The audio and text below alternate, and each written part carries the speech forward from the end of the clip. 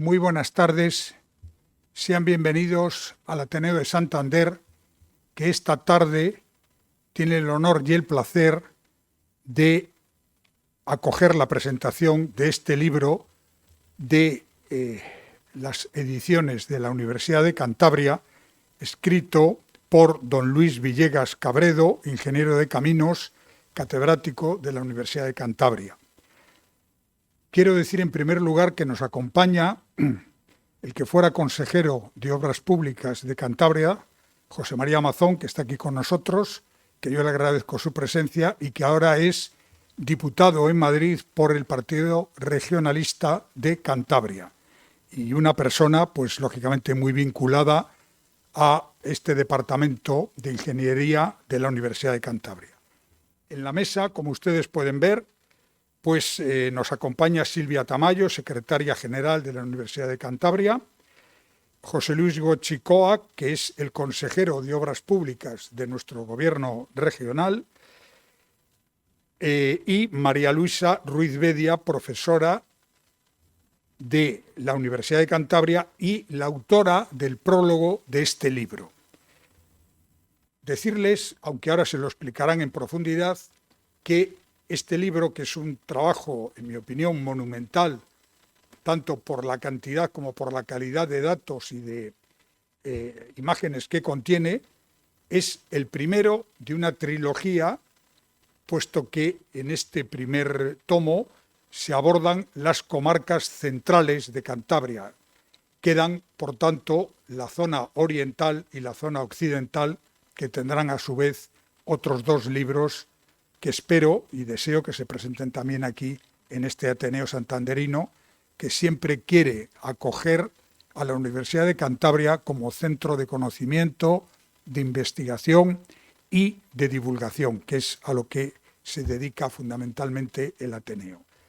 Y ya sin más, les voy a dejar con los que nos acompañan en la mesa.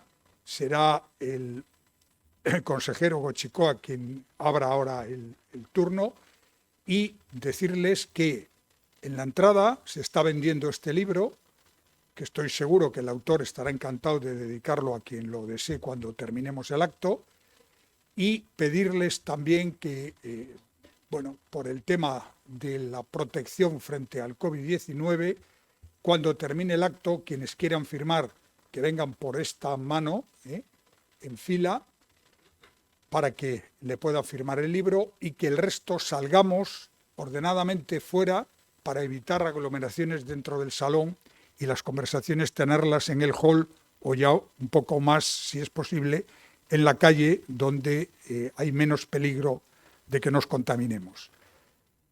Insisto, muchísimas gracias a don José María Mazón por acompañarnos hoy aquí, a nuestro consejero Gochicoa y a las personas de la Universidad de Cantabria que nos acompañan, y, como no, a Luis Villegas Cabredo, que es el autor de este libro, que ahora nos va a ilustrar sobre toda la obra que se ha hecho en Cantabria en estos últimos tiempos. Muchas gracias. Pues muchas gracias, Miguel Ángel. Para conocer y entender Cantabria, creo que es necesario conocer bien las infraestructuras que históricamente han ido evolucionando en nuestra Cantabria. Y esto en cualquier territorio, porque es la fuente originaria de los asentamientos, de los comercios, de la forma de transportar mercancías. Pero cuando hablamos de una orografía tan compleja como es la cántabra, con sus montañas, sus valles y sus puertos, la forma de poder comunicar, la forma de poder transportar las mercancías de un lugar a otro, de atravesar los puertos de montaña, de conectar los diferentes valles, si no se conoce cómo ha ido transcurriendo, será difícil el conocer cómo Cantabria se ha ido generando y cómo sus asentamientos y cómo de alguna forma su actividad económica se ha ido implantando. Por ese motivo, este libro es fundamental para conocer y entender nuestro territorio, partiendo desde la época de los caminos que iban de altura, ¿no?, comunicando los diferentes castros de las tribus, hasta lo que sería posteriormente las calzadas romanas, donde Julióbriga pues era un punto esencial, a conocer también lo que serían los caminos correspondientes a la zona del medievo, los caminos reales, entre los cuales Santander-Reynosa, con su prolongación hacia Alar del Rey, se configura como un eje fundamental, que todavía hoy en día sigue siéndolo, y como vía de transporte de las mercancías, que de alguna forma podían llegar a puertos como el de Santander para poder transportarse hacia el interior de nuestra España. Por todo ese motivo, todo ello ha dado lugar a lo que posteriormente han sido la red de carreteras nacionales, que además en las transferencias fueron muchas de ellas, o gran parte de ellas, transferidas a la Comunidad Autónoma de Cantabria, y ello da lugar a una situación en la que tenemos una red de carreteras que entre las estatales y las propias de la Comunidad Autónoma pues reflejan, yo creo que una situación bastante buena en lo que sería el avance de nuestro territorio y donde de alguna forma esta historia pasada ha sido fundamental. Yo sí que quería por lo menos hablar un poco de Luis, su autor, que de alguna forma yo creo que además de ser ingeniero de caminos, lo que permite que para el que no lo sea, poder entender, se explica muy bien en algunos aspectos por qué ha surgido, cómo ha surgido determinados elementos, como pueda ser el puente de arco, cómo surge el hormigón y a qué da lugar la utilización del hormigón posteriormente. Es decir, mezcla su pasión por la historia y por la cultura de Cantabria, perteneciendo al Centro de Estudios Montañeses que se encuentra en este mismo edificio, como su pasión por la ingeniería y el entendimiento que puede proporcionar y el raciocinio que pueda dar a la gente para poder comprender mejor el porqué de esas infraestructuras. Por ese motivo, yo animo a cualquiera que efectivamente lo adquiera, lo compre o lo lea, porque lo cierto es que es un elemento, yo creo que clave, indispensable, para conocer la historia de Cantabria desde sus comienzos, desde sus asentamientos y sobre todo desde su red de comunicaciones.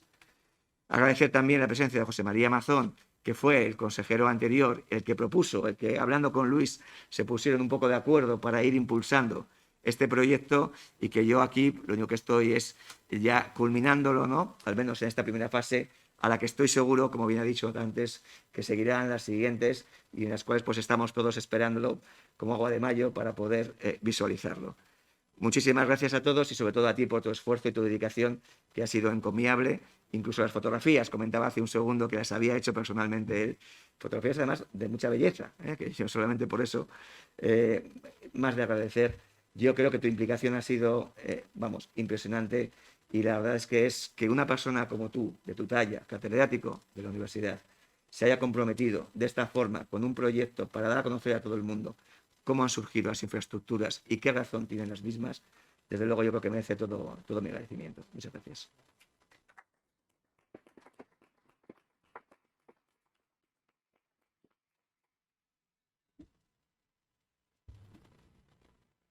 Buenas tardes, señor consejero, presidente del Ateneo, compañeros de la Universidad de Cantabria, María Elvisa, estimado profesor Villegas. Para mí es un placer estar presente en este acto como responsable de la editorial de la Universidad de Cantabria, en cuyo seno ha tenido lugar la publicación y además en nombre y en representación del rector, a quien compromisos sobrevenidos le han impedido no estar con nosotros esta tarde. Lamentablemente, las circunstancias sanitarias hicieron que esta presentación se retrasara en el tiempo, aunque a veces la realidad es tozuda y hace que, pese a esa espera, el escenario se mantenga, ¿no? En todo caso, creo que es preciso que cuando se hace un buen trabajo tenga su debido reconocimiento y el profesor Villegas y su libro lo merece. No es preciso, creo, que incida en el prestigio de su persona dentro de la universidad, en su experiencia consolidada tras muchos años de trabajo como ingeniero de caminos, canales y puertos y catedrático en nuestra institución, director del Grupo de Investigación de Gestión y Tecnología de la Edificación, desde el que dirige el Máster Internacional en Tecnología, Rehabilitación y Gestión de la Edificación desde hace muchos años.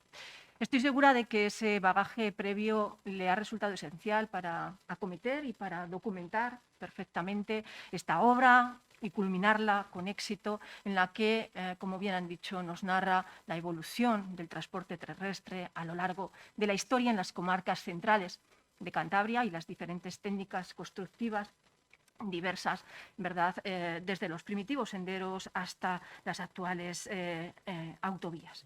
Una obra en la que el autor no solamente nos aporta los conocimientos de un ingeniero, sino que además deja entrever la curiosidad de un historiador y que nos permite poner en valor la intersección entre distintos ámbitos de conocimiento. Mi sensación es que ha disfrutado mucho profundizando en el conocimiento del patrimonio y la cultura de Cantabria, y además ese entusiasmo, su curiosidad ha sido capaz de transmitírsela al lector. Yo creo que nos contagia ese placer por viajar, el gusto por andar por los caminos de nuestra región, por observar, por comprender lo que se ve, por atesorar experiencias con el camino como talón de fondo. Me gusta mucho cuando él mismo revela, nos relata cómo el viajero en su camino, en su ruta, es capaz de descubrir a su vez el entorno. Y es cierto, la atención del viajero siempre se va a fijar en una multiplicidad de aspectos de la realidad. Por ello, en esta ocasión, estoy segura de que el libro nos va a permitir volver a mirar esas realidades que nos resultan cercanas desde otra perspectiva.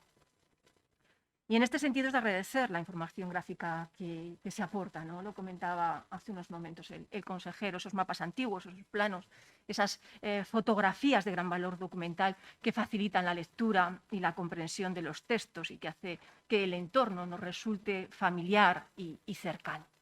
Sobre esta base es lógico que la edición se haya incluido dentro de la colección Divulgación Científica de la editorial de la Universidad de Cantabria, cuyos textos están escritos por profesionales de reconocido prestigio en sus especialidades, que nos ofrecen todo lo que queremos saber, combinando el rigor científico, la dimensión práctica del conocimiento y la información más actualizada y veraz. Todo ello con la finalidad de poder difundir entre el público general libros amenos sobre temas de un gran interés. No obstante, y a pesar de considerarse como una publicación de carácter divulgativa, de carácter didáctico, consigue al mismo tiempo convertirse en una obra de referencia de la historia, de los caminos y puentes en Cantabria, plasmando en papel esa historia de las comunicaciones con todo el rigor de los datos y de la investigación.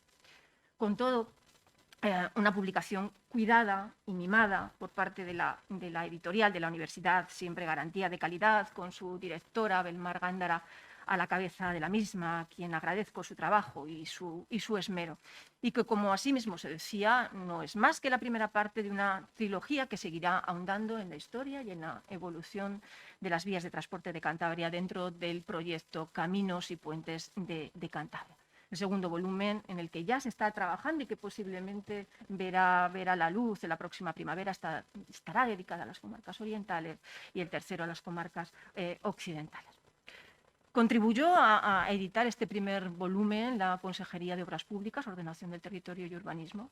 Para la Universidad de Cantabria ha sido un placer poder contar con su participación. Muchas gracias y ojalá en los próximos volúmenes podamos continuar contando con su colaboración.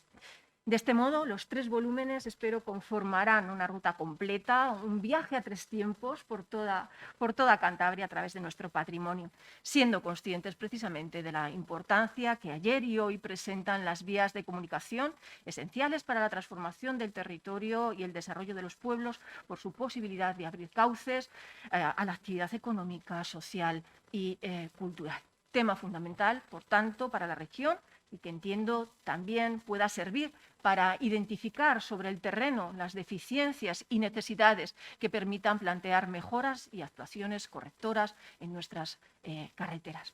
En fin, no me queda más que felicitar a su autor y decirle que esperamos con ansia el resto de la trilogía, dar las gracias a la editorial de la Universidad de Cantabria por su trabajo, a la Consejería de Obras Públicas, Ordenación del Territorio y Urbanismo por su apoyo y colaboración, y, como no, al Ateneo por acogernos en sus instalaciones.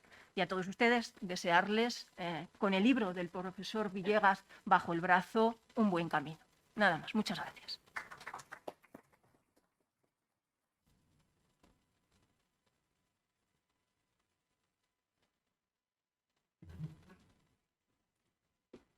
Pues buenas tardes, señoría, autoridades, señoras y señores, y querido Luis, gracias por invitarme a estar contigo una vez más y acompañarte en la presentación oficial de este libro tan bonito. En estos últimos días que se han estado difundiendo las invitaciones a través de diferentes instituciones y grupos profesionales, pues me han llegado unos cuantos mensajes de antiguos estudiantes de la Escuela de Caminos, en la que expresaban su alegría por ello.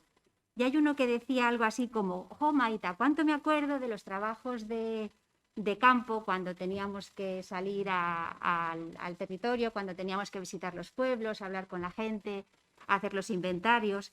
Decía: «Qué bonito, qué bien que haya ingenieros de caminos que les guste esto». Bueno, Luis y yo lo sabemos, quizá pues ustedes no lo sepan, pero la Escuela de Caminos de la Universidad de Cantabria es de las pocas en España que mantiene formación para los futuros ingenieros e ingenieras civiles en el ámbito de la historia y el patrimonio de las obras públicas. Y hace años, cuando esos estudiantes que ahora se alegraban tanto eran nuestros estudiantes, pues la verdad es que para mí era harto difícil encontrar referentes en la profesión que poderles ofrecer. Y cuando uno se dedica tanto a la formación, a la educación, pues cuánto sirve, ¿verdad?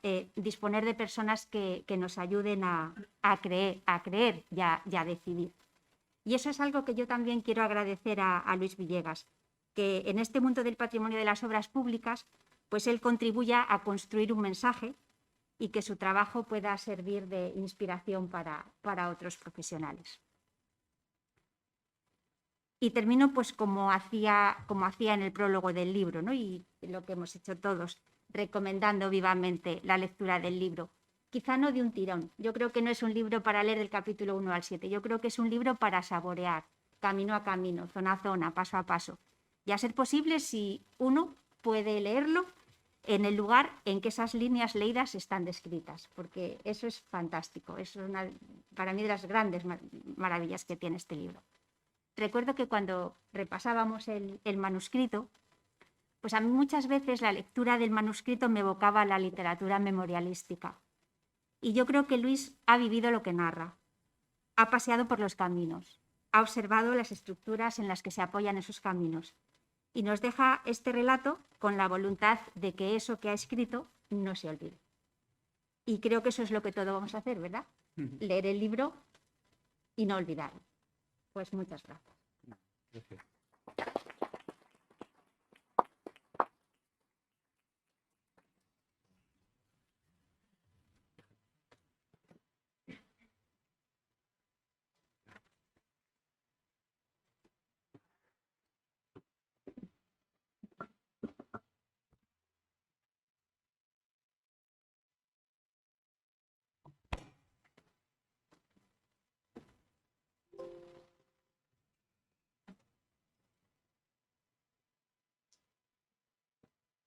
Muy bien, buenas tardes. Con su permiso me voy a quitar la mascarilla, pues se me empañan las gafas y me resulta difícil leer. Antes de resumir el contenido del libro, en aproximadamente 55 minutos, es el tiempo que más o menos voy a estar hablando con ustedes, quisiera en primer lugar agradecer a las personas que se encuentran en la sala y a las que nos siguen por internet.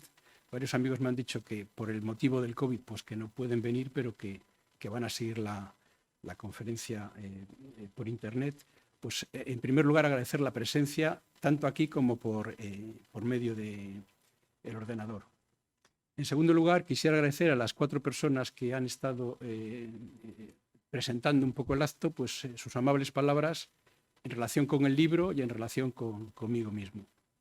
También agradecer la presencia pues, del decano del Colegio de Ingenieros de Caminos, del diputado nacional José María Mazón, un gran amigo y compañero de profesión, del presidente del Centro de Estudios Montañeses, al cual me honro en pertenecer, y a todas las personas que se encuentran en la sala. Y por último, pues agradecer al Ateneo también pues, el que nos ha facilitado este auditorio pues, para tener este acto. Se trata, como se ha comentado, del primer tomo de una trilogía que lo que pretende es presentar la historia y las características de los caminos y puentes de Cantabria. En este primer tomo se trata en las comarcas centrales, concretamente Santander, Besaya, Paspisueña y Campoo. En el segundo, que ya está en la editorial, vamos a recoger las 3 comarcas orientales y en el último vamos a tocar las 3 comarcas occidentales. Los caminos van a ser recorridos por un viajero curioso que observa lo que ve, trata de entenderlo y lo describe. Al modo que hace Pedro Sánchez, el protagonista de la obra homónima de Pereda, en su primera salida del pueblo, con 18 años, a visitar Santander en 1845. Resumidamente dice: «Válgame Dios, qué grande me parecía el mundo, a medida que entraba yo en lo desconocido, y a una hondonada seguía una cumbre. Al fin se acabaron las alturas, llegamos al camino real, anchísimo arrecife, blanco como la nieve y duro como una peña. Lo de los carros me admiraba mucho, viéndolos en interminables hileras, todos entoldados, y tan arrimados la yunta de uno a la rabera del otro, que parecían eslabones de una larguísima cadena». Aquí Pedro Sánchez se está refiriendo al camino real que comunicaba Santander con Reynosa. Ese camino se hace en 1753 y le vamos a ver posteriormente, y este viaje le está haciendo él en 1845. Sigue. «Pasó un coche muy grande, con 6 mulas, enganchadas de 2 en 2. Eso es una diligencia», díjome mi padre, «que corre en días alternos entre la ciudad y la villa. La que va a Madrid desde Santander es enorme y tiene más de 12 bestias». Este viajero va recorriendo Cantabria en las diferentes etapas de la historia. Además, diferentes personalidades que han transitado los caminos nos cuentan sus experiencias. El libro cuenta con un amplio material de apoyo a la comprensión, en concreto 90 planos, varios son de mi autoría, la mayoría de las fotografías, 400 también lo son, y 40 tablas. El índice del libro y de mi exposición va a ser como sigue. En primer lugar, brevemente cada tema, por supuesto: comarcas y geografía de la Cantabria Central, caminos antiguos, vías medievales, red viaria en la Edad Moderna, caminos carreteros del siglo XIX, las vías férreas, carreteras y autovías de los siglos XX y XXI. En relación con las comarcas y geografía de la zona central de Cantabria, hay que señalar que estas comarcas tienen 43 municipios de los 102 que tiene la región. La superficie es de unos 2.300 kilómetros cuadrados, lo que supone el 44% de su superficie. Tiene 403.000 habitantes, lo que supone el 70% de su población, y una densidad de 175 habitantes por kilómetro cuadrado, que es superior a la media regional, que es de 110. El libro, como no puede ser de otro modo, presenta la orografía e hidrografía. Los montes, los ríos son el escenario por donde se van a trazar los caminos, son el escenario geográfico donde se van a implantar las obras que nos ocupan en este libro. Así, por ejemplo, si nos fijamos en la orografía de las cabeceras del Valle del Pas y del Pisueña y pensamos en un camino que siguiera el Valle de Toranzo y al llegar a Entrambas Mestas subiera por Luena buscando el puerto del Escudo, si pensamos en la altimetría de ese camino, nos damos cuenta que a partir de San Andrés de Luena el camino tiene unas pendientes fortísimas y que va a ser difícil en cualquier tiempo superarle y prácticamente inviable en época invernal. En relación con los caminos antiguos, el libro trata primero de los caminos de altura prehistóricos, aquellos que recorren, concretamente en el libro recojo los que recorren los cordales montañosos que separan el Valle del Besaya de los vecinos, y también recoge la vía prerromana del Escudo, que ahora veremos. En cuanto a las calzadas romanas, en este territorio que aborda el libro está la calzada de Pisoraca y Ulóbriga Portus Blendium, o sea, la que va desde Herrera de Pisuerga hasta la costa de Cantabria, y otras vías que se encuentran en esa zona. Concretamente, los caminos de altura en el Valle del Besaya están recogidos en esta imagen, están marcados en rojo, van siguiendo las líneas superiores del gran cordal que hay a derecha e izquierda del Valle del Besaya, y separan estos caminos. Estas vías de altura están en el interfluvio entre el Valle del Pas, que se encuentra a la derecha de la imagen, y del Valle del Saja, que está a la izquierda. En estos caminos se han representado los castros y los túmulos que hasta la fecha se han encontrado. Entonces, estos caminos servían a los habitantes de Cantabria de aquella época, siglo I a.C., y desde el año 700 a.C. ya están los cántabros en la región, pues servían para comunicarse de un castro hacia otro. Pero estos caminos también son anteriores porque los túmulos nos dicen que los ganaderos neolíticos los utilizaron para trasladar sus ganados a lo largo de estas líneas de cordal, que son zonas que son fácilmente recorribles. Trato con cierto cariño, porque vivo no lejos, tengo una segunda vivienda no lejos de esta zona, el camino que he titulado la Vía Prerromana del Escudo. Esta vía está en el interfluvio entre el valle de Luena y del Pas y la zona a la izquierda de Campó, la zona de Iguña y la zona de Buelna. Este camino va desde la zona de Corconte durante 35 kilómetros en un desarrollo muy fácil de hacer, relativamente fácil. Hay que superar 3 o 4 collados, pero no es difícil de hacer, hasta que esta cadena choca con una perpendicular que separa los valles interiores de los que estoy hablando de la zona de la Marina. Esa sierra tiene el sugestivo nombre de Sierra de los Hombres o Sierra del Dobra. Y allí están las cuevas donde acaba este camino, están las cuevas del Monte Castillo. O sea que primero los paleolíticos y después todos los sucesores de ellos han recorrido este camino con bastante probabilidad. También se marca junto a este camino los campamentos romanos que fueron hechos y ocupados por las legiones romanas durante las guerras cántabras que transcurrieron del 29 al 19 a.C. Evidentemente, los romanos utilizaron esta vía y su objetivo fue desalojar, como se ha demostrado en varios estudios, desalojar a los cántabros que ocupaban estos castros. En relación con la red viaria romana en Cantabria, en el mapa aparece la Cantabria antigua, que tenía una extensión superior a la actual, y las calzadas que se han estudiado en este territorio. En el tramo azul, en el rectángulo azul, está la zona que contempla este libro, y dentro de ella está netamente la calzada desde Herrera de Pisuerga hasta Llulóbriga, es el actual Retortillo, es la ciudad mejor que hizo Roma en Cantabria, y hasta Portus Blendium, que es el puerto de Suances, con un ramal, como se ve aquí, hacia el Portus Victoria, que era el puerto de Santander. Este itinerario está muy bien definido en la placa 1 del itinerario de Barro, donde dentro de ella hay varios puntos que indica por dónde pasaba y las distancias en millas que tenían entre las diferentes estaciones. En el libro se recogen la entrada de la calzada a Cantabria, a la Cantabria actual. Concretamente entra por Néstar, por el norte de Palencia, y allí se han encontrado varios miliarios que están recogidos en esta imagen. Allí está un bonito puente, probablemente de factura romana, aunque nada de lo que, excepto los miliarios. Generalmente los investigadores nunca están de acuerdo en que algo es netamente romano, excepto los grandes puentes y las grandes calzadas. O sea que en todo lo que hay dentro de Cantabria de tipo romano, siempre hay dos bandos y no se ponen de acuerdo. En concreto con este puente, tiene toda la pinta de que es un puente romano, pero hay gente que dice que no lo es. Concretamente, el ancho es algo superior a los 12 pies romanos, eso es 3,60, este puente tiene 3,85, y luego ya cuando entramos en Cantabria, obviamente se recogen todos los hitos que tiene esta calzada dentro del territorio. Concretamente se hace referencia al yacimiento romano, posteriormente ocupado durante la época visigoda, de Camesa Rebolledo, por supuesto la ciudad de Llulóbriga.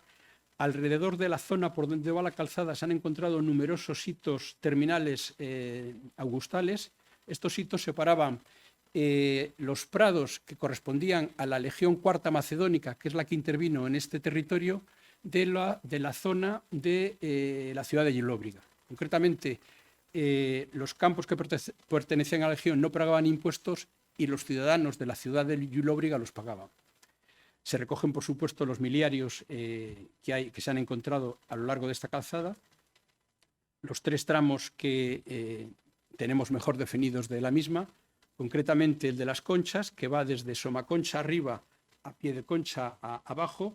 Este tramo tiene una anchura media del orden de 12 pies romanos, 3,6 metros, y está protegido por el Gobierno de Cantabria como bien de interés cultural. Se hace referencia también al del Monte Fresneda, que va de Collado de Cieza al Valle de Buelna.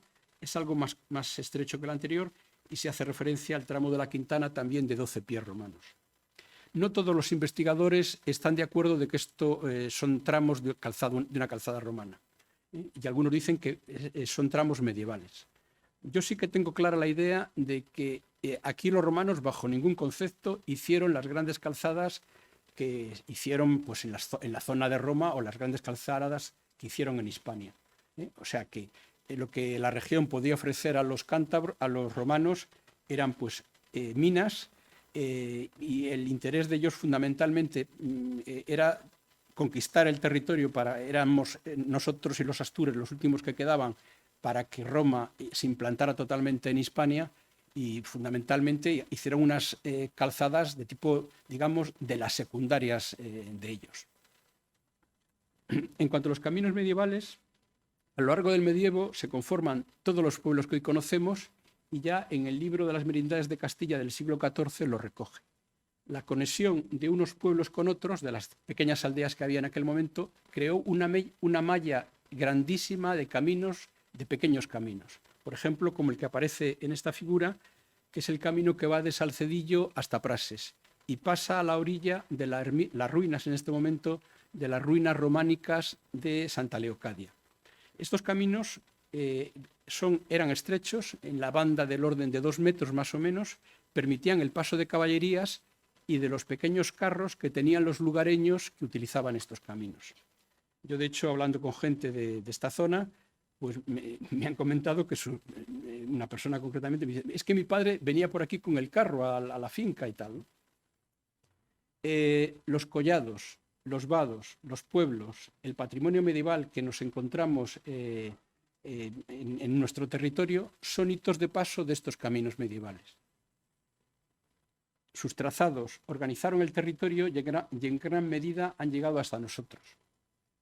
Por ejemplo, si reflejamos los caminos medievales del Bajo Pisueña, en la zona de Santa María de Cayón, del municipio de Cayón y de Castañeda, y nos podemos ver que junto a esos caminos nos encontramos, por ejemplo, estas 3 magníficas iglesias románicas que han sido utilizadas por los lugareños, por los peregrinos que recorrían estos caminos que he citado. Algo parecido podemos pensar si vemos los caminos medievales de la zona de Campo de Enmedio y de Valdeolea. Junto a ellos hay un patrimonio medieval impresionante y digno, por supuesto, digno de ver y digno de, por estos pequeños caminos, de ir descubriendo. En cuanto a los caminos de la Edad Moderna, del siglo XVI al XVIII, el repertorio de caminos de Villuga, de 1546, que es el repertorio más antiguo de caminos que tenemos en nuestra patria, recoge las vías más importantes de la región. En concreto, en este repertorio solo se recogen 2 vías dentro de la región. La que va del puerto de Laredo hacia Burgos, que fue muy utilizada al final de la Edad Media y durante el siglo XVI por Isabel, la hija de Isabel, la reina Juana, por Felipe II, por Carlos I, fue utilizado ese camino varias veces. Y luego recoge el de la costa. En concreto, y en la zona que nos ocupa ahora, la villa de Santander, en la segunda mitad del siglo XVI, mejora el puerto y construye con fondos de la villa 2 importantes puentes en Solía y en Arce, buscando potenciar sus comunicaciones y conseguir mercancías para el puerto. Concretamente, en el famoso grabado de Brown se ven 2 caminos que salen de la zona de la Rúa Vieja de Santander, uno que se dirige hacia el sur de Peñacastillo, que va buscando el puente de Solía, que está al final de la ría de Solía, en la cola de la ría, que es por donde es más fácil pasar esa ría, y el otro, por el norte de Peñacastillo, se dirige a Puente Arce. Como hitos de la red viaria en la Edad Moderna, hay que señalar que crece el conocimiento de su trazado y características gracias al aumento de la documentación escrita y gráfica y a los relatos de viajeros. Concretamente, en este bonito mapa de 1730 podemos ver claramente los caminos que se utilizaban alrededor del entorno de la bahía de Santander al principio del siglo XVIII.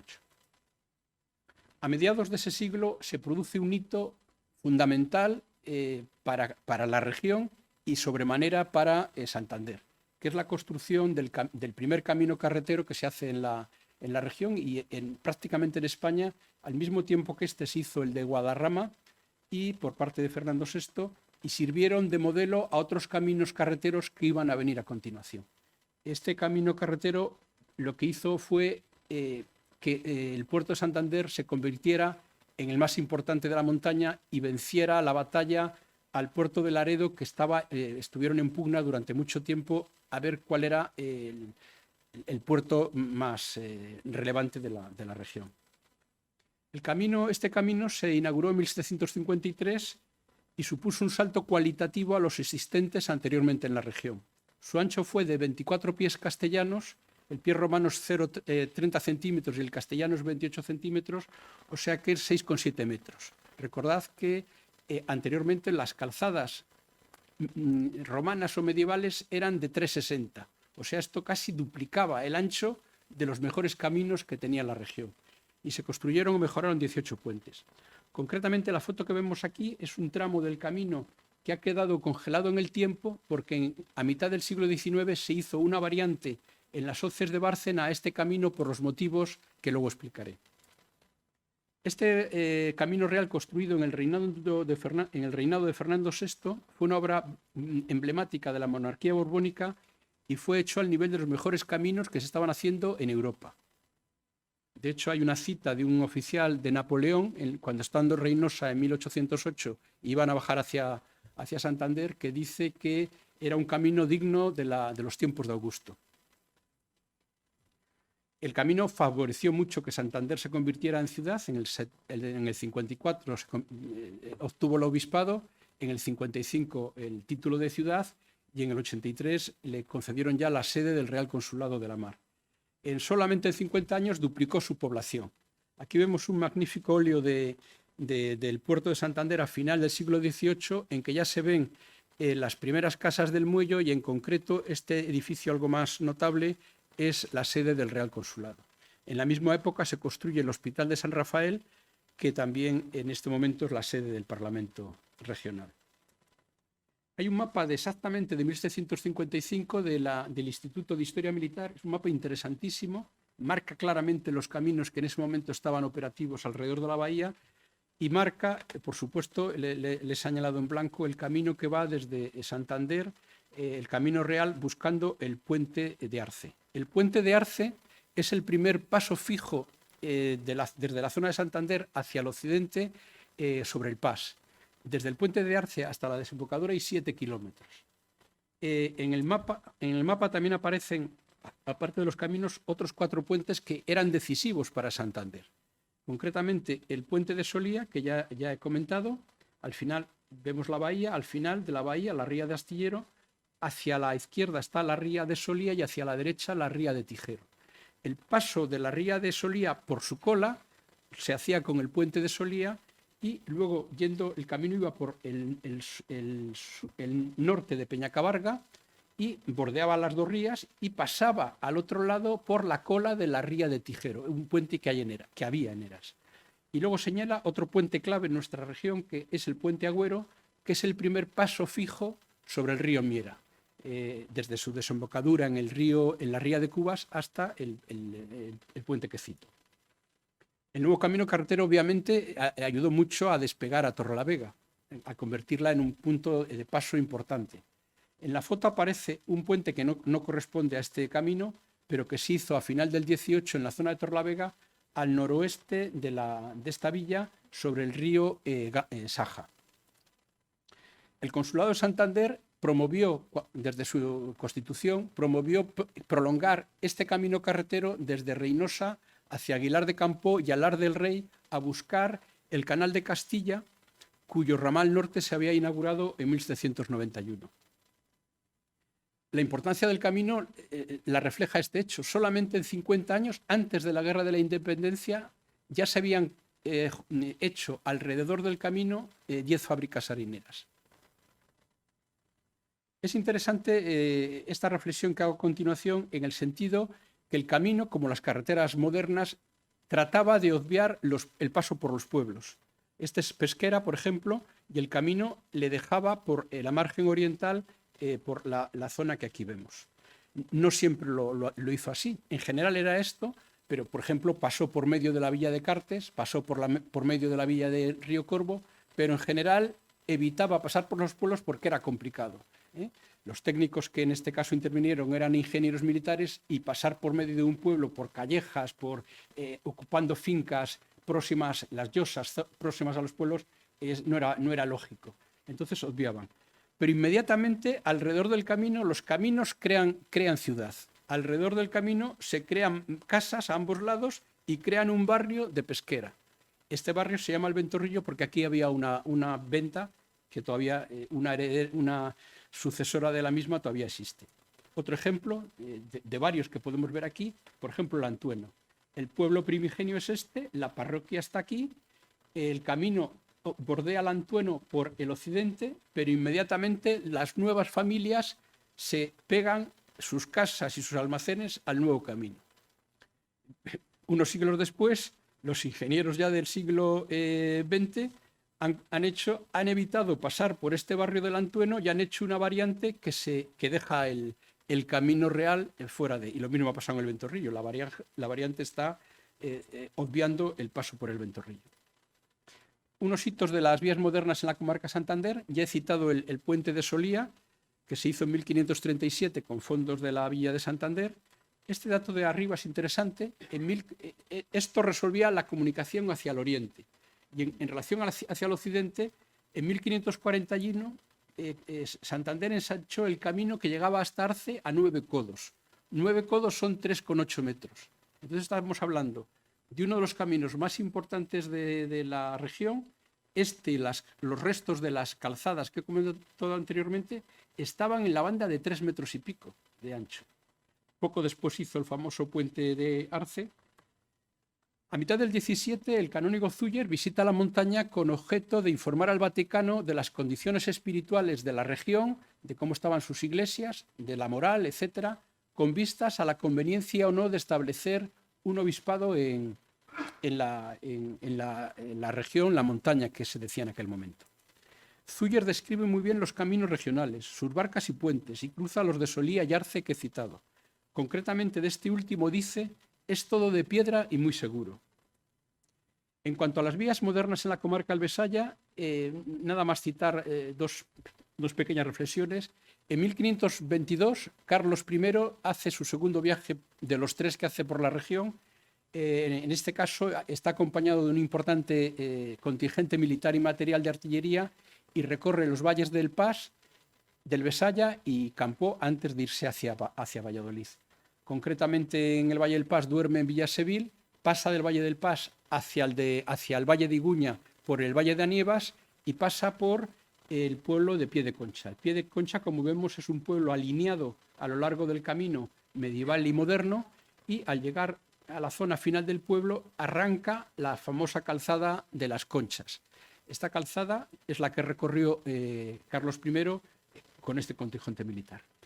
Hay que señalar que Piedeconcha es el último pueblo de la merindad de las Asturias de Santillana.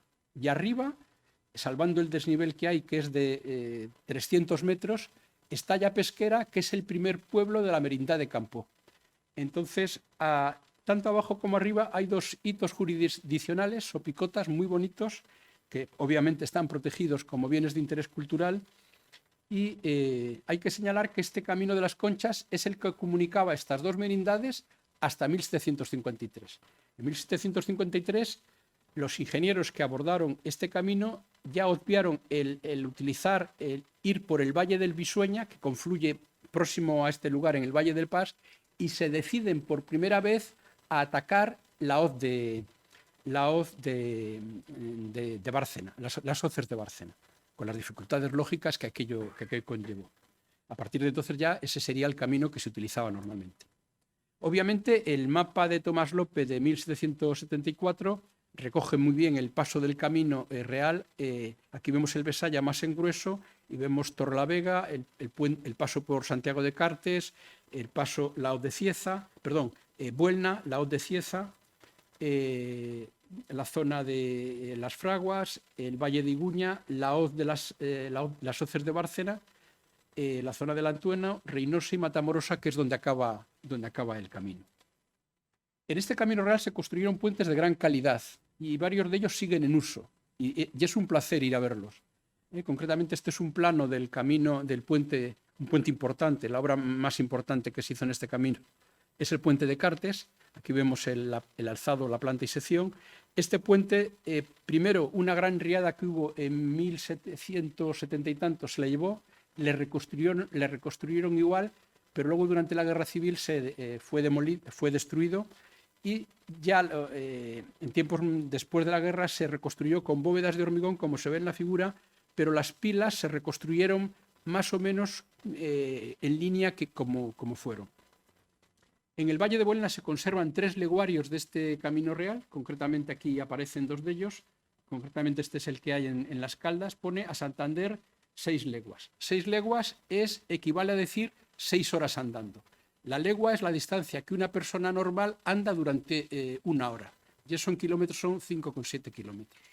O sea que 6 leguas son 6 por 6, unos 30 y tantos kilómetros a Santander desde ahí.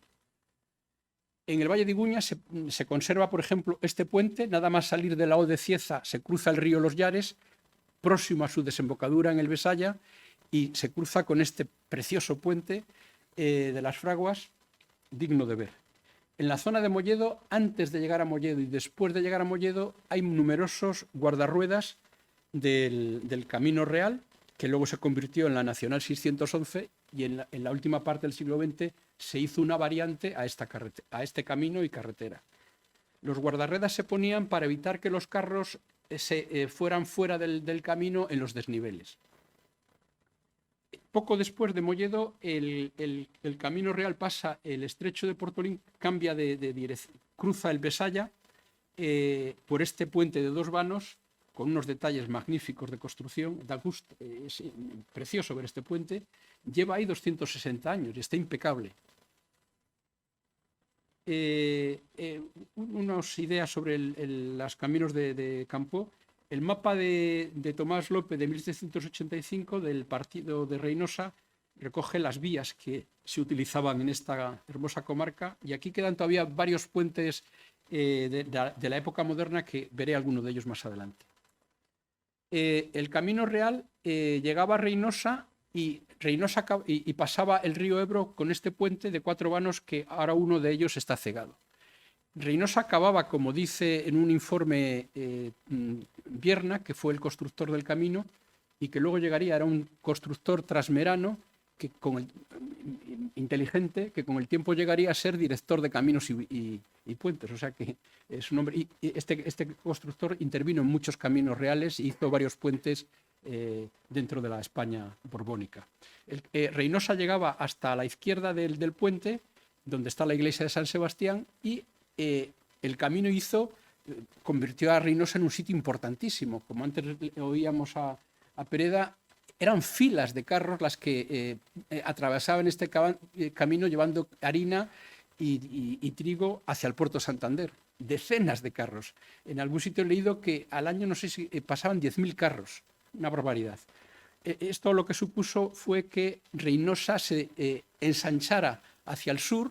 Aquí en la zona derecha hay unas casas preciosas del siglo XVIII, entre otras la famosa casa de la Niña de Oro, y hizo que se tuviera que ampliar este puente. La ampliación que se hizo de este puente es una chapuza. No tiene que ver nada lo que aquí aparece con los puentes que hemos visto un poco más abajo. De hecho, el puente original está dentro de...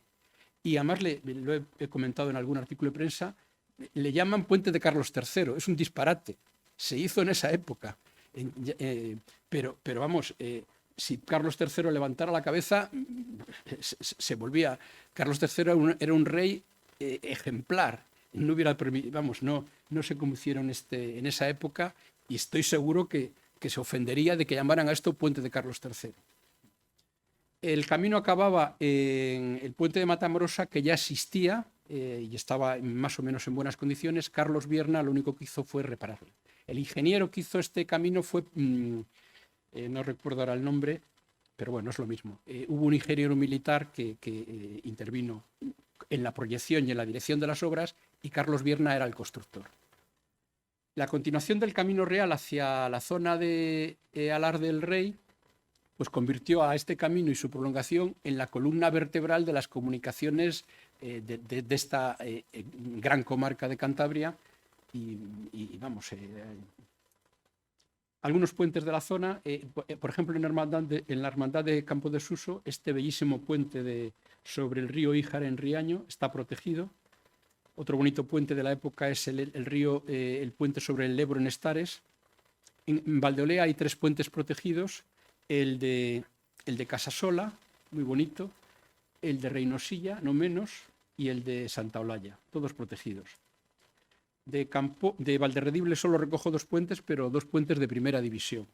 El de Poliente Rocamundo y el de dos vistas del de San Martín de Lines, que permite a este pueblo y a los visitantes a la colegiata estar a los 2 lados del río. En cuanto a los caminos carreteros del siglo XIX, el siglo XIX es fundamental para comprender la historia de nuestra región. Yo recuerdo a un profesor que tuve en la escuela que me dijo, daba urbanismo, y me dijo: Luis, la clave para entender lo que somos ahora es el siglo XIX. Y ya unos años después he entendido que esto es así realmente. En el siglo XIX se construye la red viaria básica de Cantabria, se construye la red ferroviaria desde mitad del XIX hasta finales, y obviamente esta red viaria luego fue ampliada y mejorada durante el siglo XX, y fundamentalmente en los últimos 30 años del siglo XX para acá, tanto la estatal como la regional. Aquí vemos una foto de una diligencia estacionada en un parador que había al sur de Reynosa, una vez pasado el puente que he citado. Esto estaba muy cerquita del puente que he citado. La foto tiene mucha importancia en tanto en cuanto es una de las fotos históricas de nuestro país, sino probablemente de las primeras. Fue hecha por un ingeniero inglés, William Atkinson, que estuvo presente con otros ingenieros durante la construcción del primer tramo del ferrocarril desde Reynosa hasta Alar del Rey.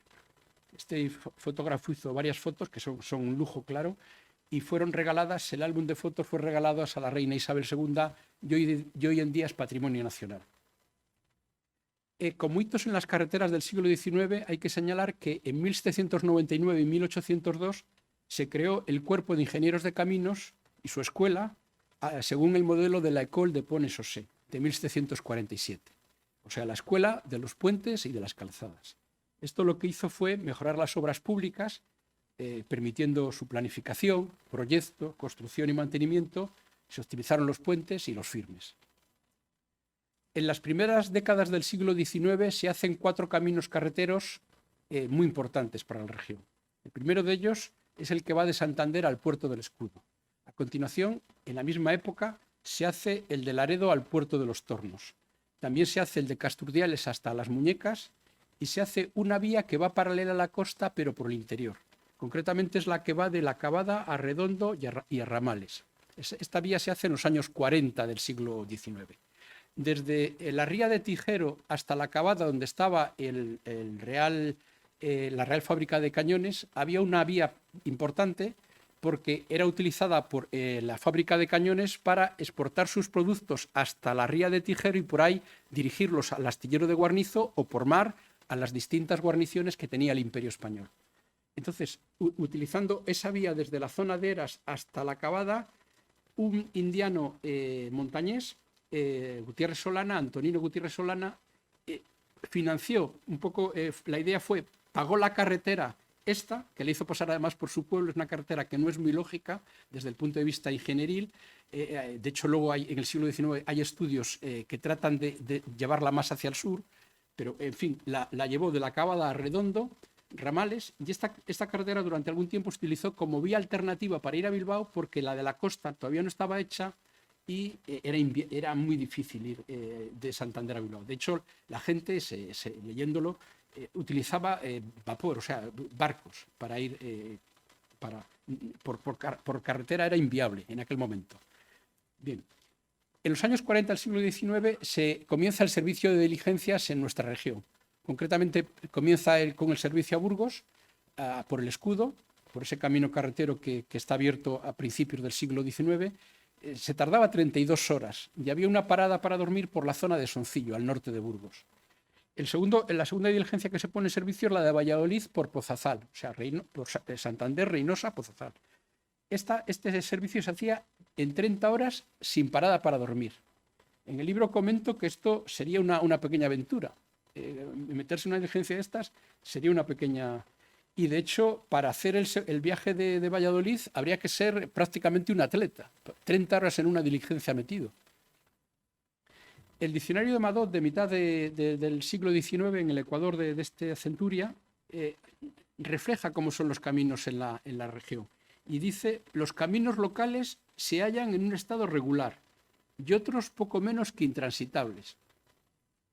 En este último, cita sigue contando, en este último caso se encuentra el que se dirige por la costa, el único camino que sirve de comunicación a las provincias de Vizcaya y Asturias. También a Asturias se iba en barco.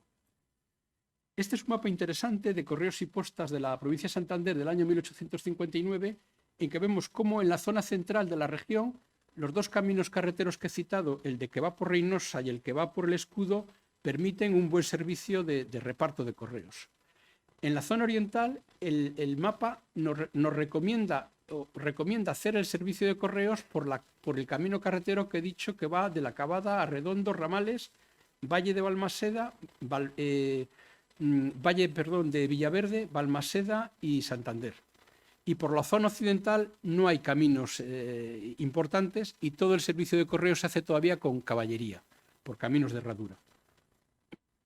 En 1856 se presenta un plan general de carreteras de la Diputación de Santander, un plan muy interesante en que se plantean las carreteras que requiere la región, los caminos carreteros en aquel momento, para funcionar un poco en condiciones.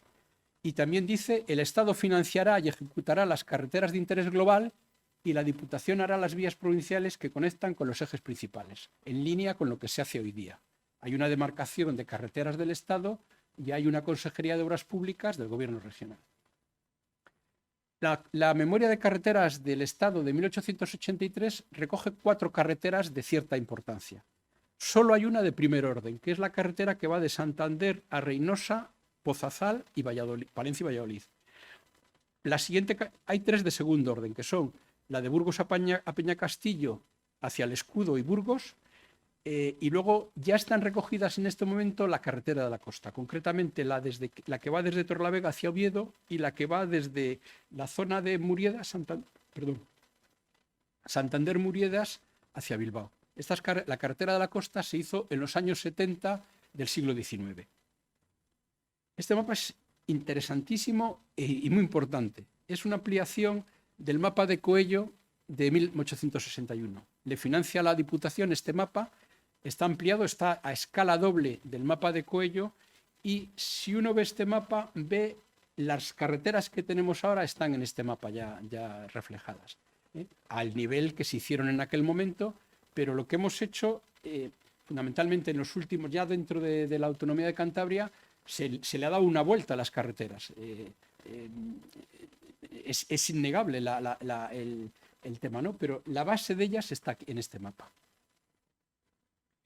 Unos apuntes de las carreteras del siglo XIX en la comarca Santander, el camino real que ya he citado al Puerto del Escudo, se hace la carretera de Muridas a San Salvador, que se inaugura en 1861. En esa carretera se hace un puente muy importante, precioso, está en muy buen estado.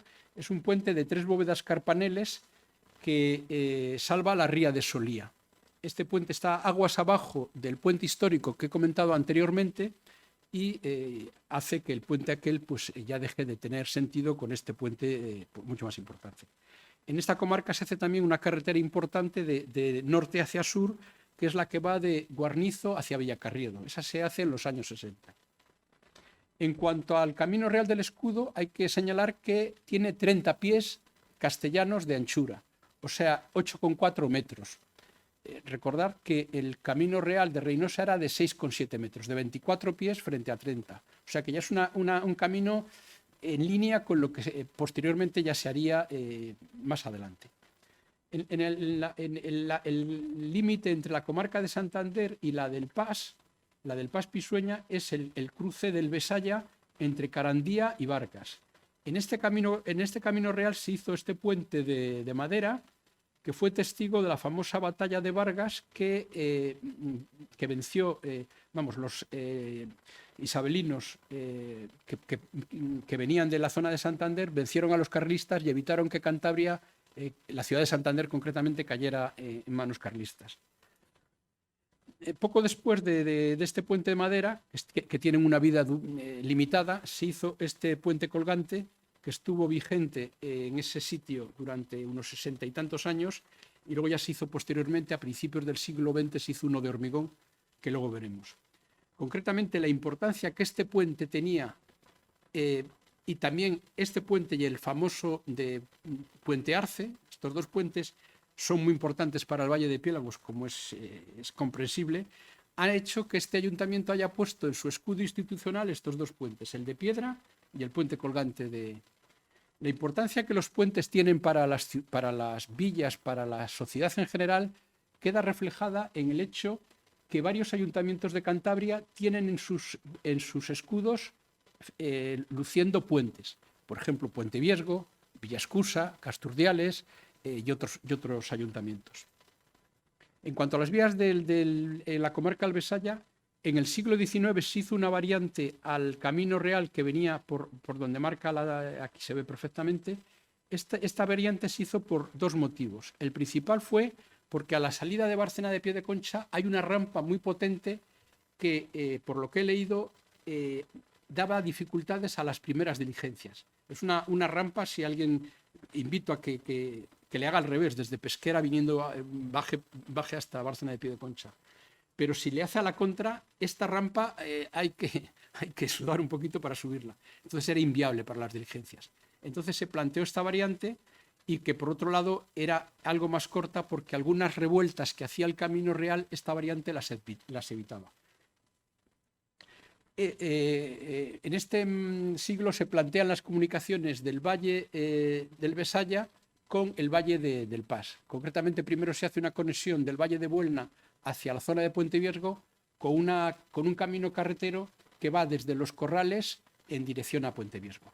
Después eso se hace en los años 70, y luego en los años 90 y principios del siglo XX se hace la comunicación de Arenas de Iguña por el Valle de Anievas a San Vicente de Toranzo. De esa época es este puente, que es magnífico, un puente magnífico, era de piedra, pero desgraciadamente es una bóveda escarzana de 21 metros, desgraciadamente fue destruida durante la Guerra Civil, y luego durante su reconstrucción se hizo con bóveda de hormigón, como puede apreciarse fácilmente, y ya las fachadas se hicieron de piedra. O sea que los arcos de embocadura y los tímpanos son de piedra, de modo que entone el puente contemporáneo con los estribos, que son de fábrica pétrea. Este plano es interesantísimo, es de la zona de Cartes y concretamente recoge los puentes que hay en la zona del Besaya y del Saja próximos a Torlavega. Torlavega está aquí, en donde el Saja y Besaya se unen y ya van juntos a desembocar en la ría de San Martín. Vemos que el Camino Real va paralelo por aquí al Besaya. En el Besaya, en esta zona, solo hay dos puentes, el famoso puente del Camino Real, en Santiago de Cartes, y un puente que había en Las Caldas.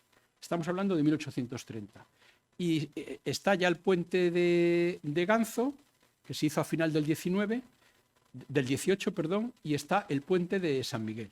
No hay comunicación de Torlavega con Torres, no hay comunicación con puente. Allí había una barca que se llamaba la Barca del Milagro, y luego ya se hizo posteriormente un puente. Existía aquí, entre Barreda y Viveda, había una barca famosísima que ha estado vigente hasta finales del siglo XIX. Este puente fue destruido por una gran riada y se hizo un puente magnífico. Se hizo en 1870. Para ese momento ya estaba inaugurado el ferrocarril de Santander a Alar y Madrid, que se abrió en 1866. Este puente es de los años 70, y esta es la estación del ferrocarril que había en Las Caldas, que parecía un castillo. Había mucha gente que venía de Madrid a veranear a Santander y paraba en esta estación el balneario está aquí, se hizo para facilitar el paso a los bañistas, a los que venían a tomar las aguas. También, desgraciadamente, este puente fue destruido durante la Guerra Civil y luego veremos cómo se reconstruyó. A final del siglo XIX en esta zona se hace un puente fantástico, Es un puente de 3 vanos, de 3 bóvedas escarzanas, que es el puente de la Barca. Aquí es donde estaba el paso de barca entre Barreda y Viveda. Y mejoró notablemente las comunicaciones del área de Santillana y del área de Comillas. El puente de Ganzo perdió una bóveda a final del siglo XIX. Provisionalmente se hizo un puente de madera. Miro a Paco Gutiérrez porque esta foto me la facilitó él. Luego veremos cómo ese puente provisional de madera se rehizo. En cuanto a las vías en la comarca del Pas Pisueña, durante el siglo XIX, el camino real que he citado, una carretera muy importante que va por el Bajo Pisueña, desde Torlavega a Vargas, Pámanes, la dirigen a la Cavada, pero luego se hace rápidamente hacia Solares, y este camino carretero luego se convertiría en la Nacional 634, que va desde San Sebastián, Solares, Torlavega, en dirección a Galicia.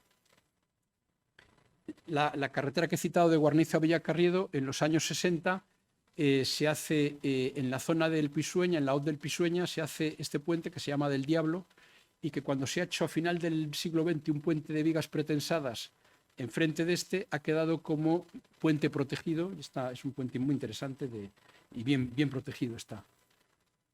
El camino carretero que he citado al Escudo llegaba a Soncillo, y el objetivo era ligar el puerto de Santander con La Rioja.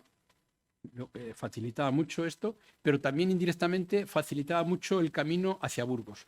Ese camino iba por el puente Rampalay. Aquí cerca hay un mesón que se llama Puente Rampalay, precisamente, el mesón Rampalay, y hay una foto de este puente que es un puente histórico famoso, y luego iba pues, por Peñarado, etcétera, a Burgos. A final de los años 40 del siglo XIX se hizo el camino que va por Mas y Valdelateja, que luego se convertiría en la famosa carretera nacional 623, y que obviamente cuando se hizo ya el camino, los viajes se hacían desde el puerto del Escudo por este nuevo camino carretero.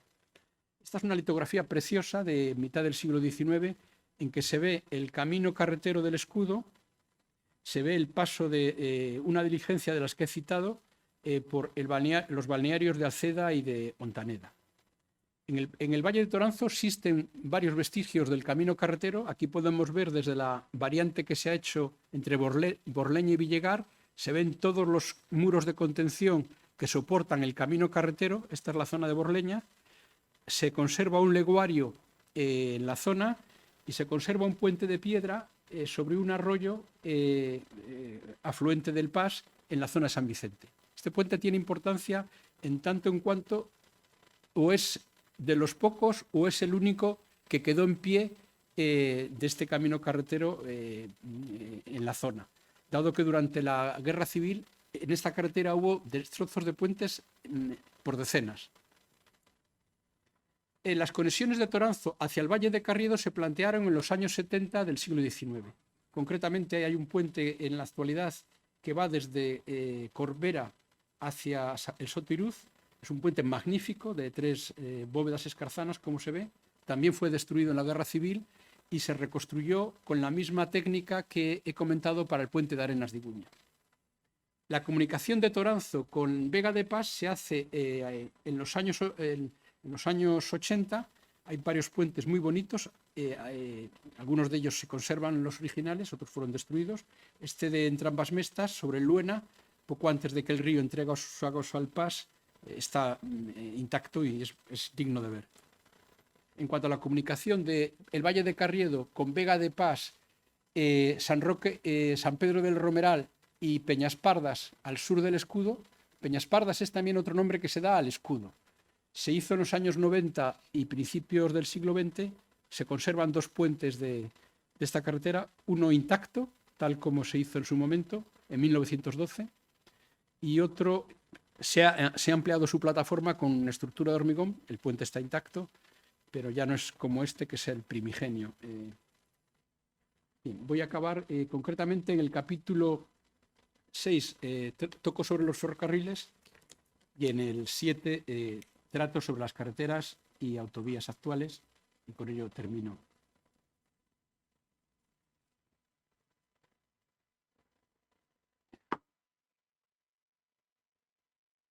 De 1852 a 1902 se construyeron unos 350 kilómetros de vías férreas, aproximadamente 200 en los últimos 20 años del siglo XIX. Requirieron de un gran número de obras civiles, como puentes, túneles, muros, estaciones. Estas infraestructuras y medios de transporte causaron un fuerte impacto en la población. Todo el mundo era consciente, hay fotos de trenes pasando por puentes importantes de 50 metros de luz, puentes ligerísimos de celosía metálica, con locomotoras de vapor pasando por encima de los puentes, que la gente se quedaba atónita. Todo el mundo se daba cuenta que empezaba otra época. Aquí vemos en un plano de la Jefatura de Obras Públicas de 1914 los ferrocarriles que ya estaban construidos alrededor de la ciudad. Concretamente el que iba a Bilbao, el que iba a Oviedo, el que iba a Madrid, el que desde Astillero se dirigía a Ontaneda y el que desde la zona de Orejo y Solares iba a Liérganes. En cuanto al ferrocarril de Santander a Alar del Rey, tiene de los 130 y tantos kilómetros que tiene esta línea, 112 están en Cantabria, se abrió en 4 etapas. La primera fue en 1857, Alar-Reynosa, y la última en 1866, en un tramo muy difícil que luego comentaré algo. La mayoría de sus puentes fueron de piedra. Sin embargo, ya aquí se hicieron varios puentes metálicos dentro de Cantabria, de la actual Cantabria, 4. Eran normalmente, todos estos puentes eran con piezas hechas en Inglaterra. España todavía no tenía la capacidad de hacer estas piezas. Eran transportadas las piezas al puerto de Santander y por el camino carretero se llevaban las piezas al lugar donde tenía que construirse el puente, se ensamblaban y se colocaba el puente. Fueron el inicio de la industrialización en nuestra comarca, en nuestra región. Aquí recojo 4 puentes de este ferrocarril, soberbios, como puede verse, da gusto verlos, puentes algunos de ellos difíciles. Este es el famoso viaducto de Celada-Marlantes, que merecería ser bien interés cultural de Cantabria, sin lugar a dudas. Llevan 160 en servicio y están estupendos.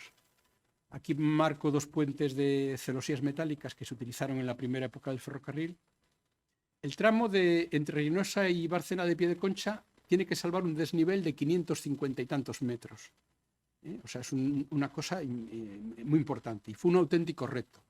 De hecho, en 1864 llegaron a trabajar en él 9.000 operarios, 100 caballerías, 100 carros y 500 vagonetas. Aprovecho ahora, este dato está tomado de un libro de un autor que está en esta sala, un gran amigo, de Manolo López Calderón, que dedica un libro de gran enjundia a este ferrocarril y que merece la pena al que le gusten estos temas. Cuando se acabó este tramo, que tardó bastante tiempo en hacerse, se inauguró en 1866, varios viajeros ilustrados vinieron a ver este tramo especialmente. Era la época un poco de los viajeros románticos. Entonces, concretamente Osorio en 1877 dice: en una extensión de 33 kilómetros se cuentan 22 túneles, entre otras importantísimas obras.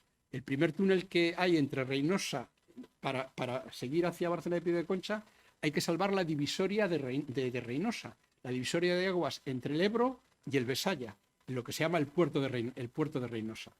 Eso se hizo con un túnel de 1,3 kilómetros a mitad del siglo XIX. ¿De acuerdo? De hecho, hay una zarzuela al respecto que se llama la zarzuela El túnel. Bueno, pues comenta este escritor esto, y dice: y la imaginación se extasía contemplando el imponente panorama que la naturaleza y el arte ofrecen a la vista, y como otros escritores. Es muy interesante este plano de la Junta de Obras del Puerto de 1912, que vemos cómo el ferrocarril salía de Santander bordeando la gran marisma de Alday. La bordeaba como la vemos por aquí. En concreto, cuando había pleamar, el agua llegaba hasta la plataforma ferroviaria y se veía el mar.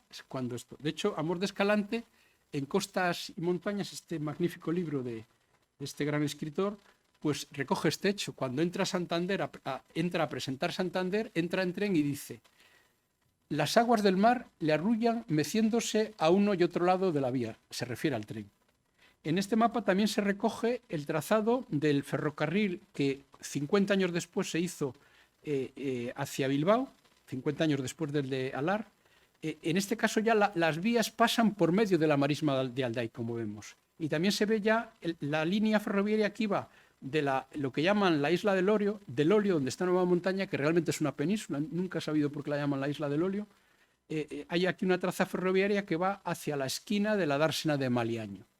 Cuando se hizo la nueva carretera de Santander a Bilbao, concretamente la que vaya por junto a la bahía, se hizo pegada a la línea ferroviaria, al terraplén protegido con escolleras que se había hecho para este ferrocarril.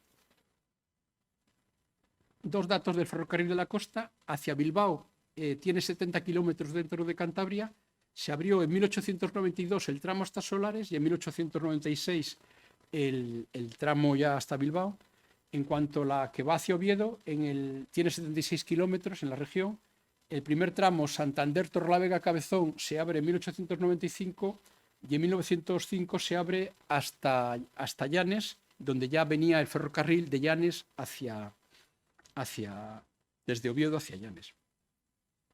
La mayoría de sus puentes ahora ya fueron metálicos, prácticamente todos los puentes importantes. Hay varios en esta línea de 50 metros, y 50 metros es una luz importante. Aquí vemos el paso del ferrocarril por el río Pas en uno de los puentes primigenios, que es un puente de celosías con cruces de San Andrés. Esta foto es muy bonita, antes lo comentaba con las autoridades que nos acompañan, y es una foto tomada por el piloto transmerano Salvador Edilla en 1916. Se ve aquí la estación de la costa en la plaza de Machichaco, se ven los jardines de Pereda y se ve cómo la línea a Bilbao pasa por medio de la marisma Alday, toda con agua. Aquí está la línea Madrid. Toda esta zona hoy es donde está. Toda esta zona permitió crecer muchísimo a la ciudad, como antes comentábamos. Y en esta zona es donde está ahora los grandes almacenes, la ciudad del transportista, etcétera. Y aquí es donde está el aeropuerto y el puerto de Reus. La llegada del ferrocarril a los diferentes pueblos era un acontecimiento, como es lógico. Había pueblos que cambiaban. O sea, los ingleses dicen a este fenómeno, dicen train station towns, o sea, pueblos que se convierten, pueblos estación. Aquí vemos las dos estaciones que tuvo Santander. Esta es la de Madrid. Estaba donde está, una estación muy bonita. Estaba donde está ahora la estación de autobuses, al pie de la rampa Sotileza. Y esta es la estación de la costa, preciosa, muy bonita también. Está donde hoy es la plaza Machichaco. Estos dos edificios todavía se conservan. Fueron de los pocos que se salvaron del incendio de esta zona. En el año 1936, antes de que empezara la guerra civil, estas estaciones se demolieron porque pensaron que hubo una gran polémica en la prensa, como es lógico, porque gente pensaba que esto dificultaba el crecimiento de la ciudad hacia los muelles. Y entonces pensaban que era mejor llevar las estaciones más hacia el oeste, como así se hizo. Ya después de la guerra se abrieron las estaciones que hoy conocemos, una en el 43, la de Madrid, y otra en el 47, la de la costa. En los años 80, los puentes de hierro iniciales se fueron sustituyendo por otros nuevos, en este caso por celosías Warren, que vemos aquí. Cuando se hizo la autovía S10, concretamente desde Santander hacia Solares para unirse con la autovía del Cantábrico, necesitaba espacio la autovía para la anchura que requería. Entonces se tomó la plataforma del ferrocarril para aumentar la autovía. Entonces el ferrocarril se llevó hacia el occidente y se volvió a pasar por medio de la marisma de Alday, lo que quedaba de la marisma de Alday. Para minimizar el impacto de esa nueva vía sobre esta marisma, lo que se hizo fue un viaducto de 1 kilómetro con columnas de hormigón y vigas prefabricadas. Se toca en el libro, obviamente, la línea de la Robla, abierta a final del siglo y que tiene 38 kilómetros en Cantabria. Aquí uno de los puentes espectaculares que tiene esta línea sobre el Ebro. Se toca, obviamente, la línea a Ontaneda, el bellísimo puente de La Esperanza, otro digno de Vic. Se toca el malogrado ferrocarril de Santander al Mediterráneo, una pena. El túnel de la Engaña con 7 kilómetros, récord de túnel ferroviario sin estrenar. La estación de Llera y la explanada de servicio junto a Vega de Pas. Se tocan los ferrocarriles y cargaderos mineros, como el ferrocarril de Obregón Solía Astillero, que acababa en este cargadero, que hoy está protegido, o la línea que acababa en el puerto de Hinojedo, donde se conserva todavía este gran almacén de paredes de piedra y uno de los cargaderos. Bien, para acabar, las carreteras y autovías del siglo XX y XXI. En estos 120 años, la red viaria de Cantabria ha mejorado notablemente. Y ahora se cuenta con unas vías estatales y autonómicas de gran calidad. Concretamente, en la imagen aparece este magnífico viaducto de Montabliz, que tiene 5 vanos. Todos sus vanos son de luces mayores de 100 metros. El ancho de la plataforma es 26 metros y la pila central tiene 130 metros, ha sido récord de altura. Esta magnífica estructura ha recibido un premio internacional como estructura singular y, para orgullo de la Escuela de Ingenieros de Caminos, sus 3 proyectistas son exalumnos de la escuela. Hay otra cosa curiosa en este viaducto y llamativa. Está enfrente de la calzada romana. La calzada romana se encuentra aquí. Y en la parte alta, la calzada romana o vía medieval, prácticamente arriba, están en el mismo punto. De hecho, cuando se hizo esta autopista, hubo que desviar un poco la cota en la parte final, cuando estaba cerca Pesquera, para tratar de respetar los restos arqueológicos de la posible calzada de las Conchas. Como hitos de las carreteras de los siglos XX y XXI, esta etapa comienza con unos caminos carreteros concebidos para la circulación de vehículos de tracción animal. Tenían bastantes curvas, a veces pendientes excesivas, y su acabado era de grava y arena. Esto, que era un obstáculo, tampoco era gran obstáculo en tanto en cuanto que la tracción era de caballerías, con lo cual estaba limitada la velocidad por estas bestias. Con lo cual estos inconvenientes no eran inconvenientes para las caballerías, pero serían grandes inconvenientes para los vehículos a motor. Aquí vemos, en 2 fotos de las carreteras del Valle de Toranzo, vemos la carretera principal que va al Escudo, concretamente a su paso por Alceda, y aquí vemos en la otra margen, la margen derecha del Pas, la carretera que iba por Santiurde de Toranzo. Vemos un poco el estilo de... Aquí vemos concretamente en esa carretera 2 coches en los años 10, en los años 20. Evidentemente, esta carretera no aceptaba este tipo de vehículos. En las primeras décadas del 20 aparecen los vehículos de motor, más veloces, que condicionarán el trazado de las nuevas carreteras y la mejora de las existentes. Se harán vías más rectilíneas y anchas. Ahora el cruce de vehículos se produce a gran velocidad y requiere más anchura para evitar accidentes. Se harán curvas más amplias, con pendientes limitadas y pavimentos asfaltados. Durante las 2 primeras décadas del 20 se completa la red viaria planificada en los años 60 del siglo XIX. Durante la Guerra Civil, las carreteras sufren deterioros y bastantes puentes son destruidos. Aquí vemos la destrucción del puente de Cartes y aquí vemos el paso de hormigón ya que existía entre Carandía y Vargas y que fue parcialmente destruido. Durante los años 40-80 se van produciendo mejoras paulatinas. En el año 81 se produce la autonomía de Cantabria y la competencia, como antes ha explicado el consejero, de las carreteras regionales, las que ya eran y algunas que se nos transfirieron, pasaron a depender del gobierno regional. Actualmente hay 2.000 kilómetros de vías autonómicas y 600 kilómetros de carreteras del Estado. De ellos, 270 son autovías. Las autovías que todos conocemos, de Cantabria-Meseta, la autovía del Cantábrico, las autovías en el entorno Santander, la S10, 20 y 30. En este mapa de la Consejería de Obras Públicas podemos ver las autovías entre la zona de Santander y Torlavega. En relación a los puentes de los siglos XX y XXI, en este periodo se construyen un gran número, de diversa tipología, materiales y con luces y alturas sorprendentes, como este viaducto de Pojallo que aparece. El hormigón entra en escena y se convierte en el protagonista de estas estructuras. No obstante, todavía a principios del siglo XX se hacen los últimos puentes de piedra, algunos fantásticos puentes. Por ejemplo, este de Villanueva de la Nia, que a mí me tiene siempre, he ido varias veces porque tanto por abajo como por arriba. Por arriba acaba la presentación con una imagen de este puente y lo que se ve por arriba que te lleva, nada más tienes que hacer un pequeño esfuerzo para irte a principios del siglo XX, finales del XIX. o este puente de Valdeolea, una estructura de piedra que parece sencilla, es rebajadísima, es un verdadero alarde estructural. Pensemos que está hecho con piedras sueltas este puente, y prácticamente es plano, es casi una viga.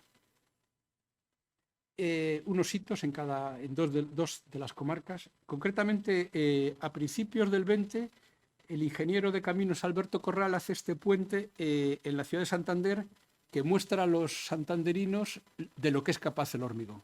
Este puente, si lo comparamos con el puente que había aquí, más corto, porque aquí había una casa tapón, vemos lo que puede la piedra y lo que puede el hormigón. El puente es esbeltísimo. En la época 60, los años 60-70, se hacen varios puentes de hormigón en la comarca, algunos muy buenos, como este entre Oruña y Carandía, o este de Pontejos. Ya en los años 80 y posteriores se empieza a nacer otra tipología de puentes, en general en puentes que no tienen un gran valor de tipo estético, que la autovía va por encima y no hay gran visión desde abajo, se hacen puentes de vigas prefabricadas de hormigón, y en otros casos con más influencia en el paisaje, como este puente regional entre Maliaño y Guarnizo. En la ciudad de Santander se han hecho a principios del siglo XXI puentes muy bonitos, retos técnicos y de gran belleza, como este puente de las Llamas, o el puente del Pecetecán, o el puente que salva la dársena de Maliaño. En Torlavega, a principios de los años del siglo XX, ya se hacen algunos puentes muy interesantes, como este que salva el vano que le faltaba a Ganzo. Este puente le hace un ingeniero notable, que es José Eugenio Rivera, que es el puente, el autor, era catedrático de hormigón y puentes en Madrid, el autor del puente de Golbardo, que es bien de interés cultural de Cantabria, y uno de los primeros puentes, si no el primer puente de hormigón que se hace en España. Otros puentes interesantes, este también es de Alberto Corral, un puente interesantísimo, con muy poca cota. Cuando hay grandes inundaciones pasa el agua por él. Reconstrucciones después de la Guerra Civil. El puente de las Caldas que hemos visto se reconstruye con una bóveda de hormigón. Lo mismo se hizo en el famoso puente de Puente Viesgo, un puente precioso de la Edad Moderna que fue destruido y que se resolvió después con una bóveda de hormigón. En la zona de Santiurde, dos de los puentes que se destruyeron en la guerra se reconstruyeron con hormigón, como se ve aquí, y normalmente estos puentes después de la guerra tenían la simbología al gusto de los vencedores de la contienda. En la zona de Torlavega, estos puentes de hormigón, este es un puente de quitarse el sombrero, es el puente de los italianos, que va de Barreda a Esniace. Durante el finales del siglo XX, antes de que estuvieran las autovías, todavía quería salvarse la carretera N611 y se hicieron unas variantes y mejoras a esa carretera tratando de mejorar el tráfico, que ya era muy grande. Se hicieron varios viaductos con vigas de hormigón, con vigas prefabricadas de hormigón, por ejemplo estos en la O de Cieza o en el estrecho de Portolín, pero vamos, esta carretera ya no daba para más y hubo que ir a la autovía. El paso de la autovía del Cantábrico por el norte de Torlavega dio lugar a numerosos puentes espectaculares, y espectaculares, sin lugar a dudas, los de la autovía de la Meseta, y con esto estoy acabando, desde Torlavega hacia Reynosa. Por ejemplo, estas bóvedas, estos arcos tienen 140 metros de luz. Este es el puente de Pedredo, el viaducto de Pedredo. Hay que ver que entre Reynosa y Torlavega hay 46 kilómetros y 800 metros de desnivel. Es una barbaridad. Esto ha dado lugar a estos viaductos y a varios túneles. Por ejemplo, el de Gedo, de 2,5 kilómetros, el de Somaconcha, etc. Aquí vemos estos dos viaductos de varios que hay en esta autovía. Aquí se ve claramente el servicio que la ingeniería de caminos presta a la sociedad, con esta autovía, por ejemplo. Y ya con esta acabo con... el gobierno regional ha hecho puentes muy interesantes, como este en el Valle de Buelna, cruzando el Besaya, o estos también en la zona. Y a modo de epílogo, con estos puentes, este puente de Villanueva de la Nía a nuestra derecha y lo emotivo que nos resulta ver el paso ahora podemos hacerlo andando porque se ha hecho un puente nuevo enfrente. Los caminos y puentes son esenciales para la ocupación y transformación del territorio y el desarrollo de los pueblos, al tiempo que son hitos de nuestros paisajes, historia patrimonio construido y memoria personal. Pues muchas gracias por su atención.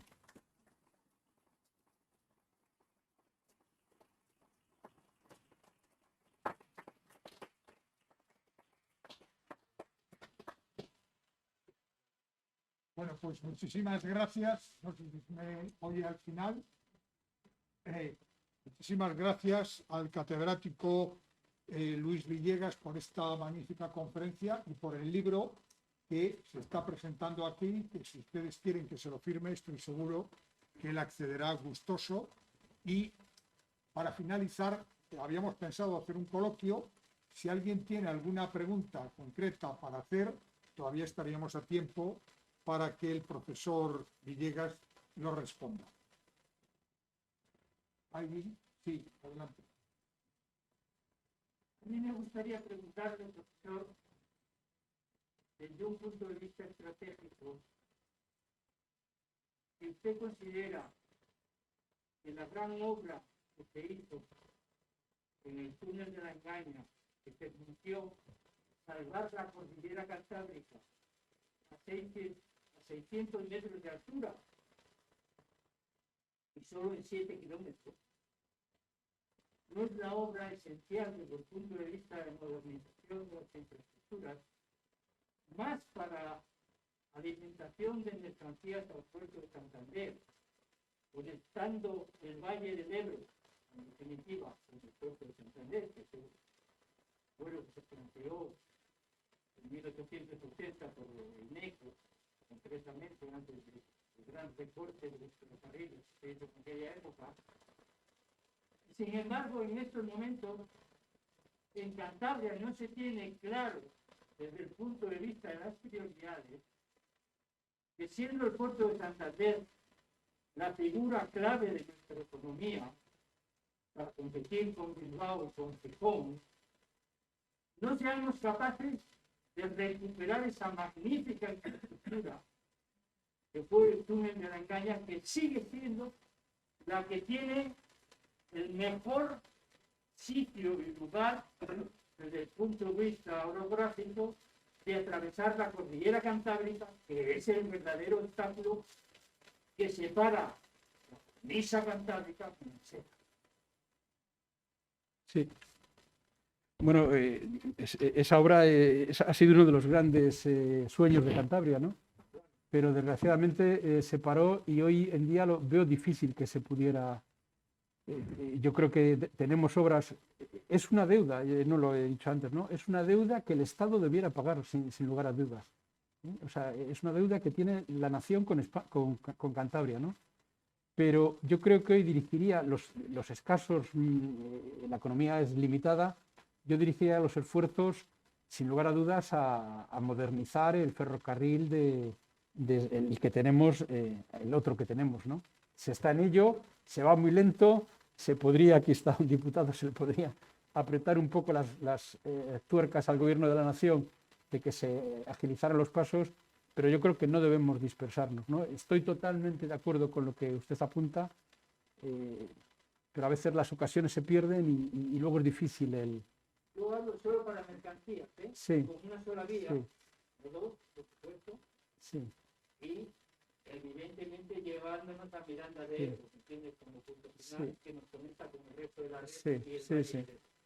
Yo haría el esfuerzo en las dos obras que hay planteadas, o sea, es una posibilidad, pero dado lo limitado, yo haría el ferrocarril con Madrid y conectarnos sí o sí con Bilbao. Esa es la apuesta que yo haría. Y que yo creo que en general el gobierno de la región y las diferentes fuerzas políticas están en esa dirección, ¿no? ¿Qué más quisiéramos que tener también esta otra alternativa, ¿no? Pero... Eso daría para una mesa redonda a la que está significando. Para solo procede las preguntas. ¿Alguna otra pregunta? Entonces, agradecer al catedrático Luis Villegas esta magnífica conferencia, a ustedes su presencia, y como no, a nuestro consejero y nuestro diputado, que hayan venido a acompañarnos esta tarde.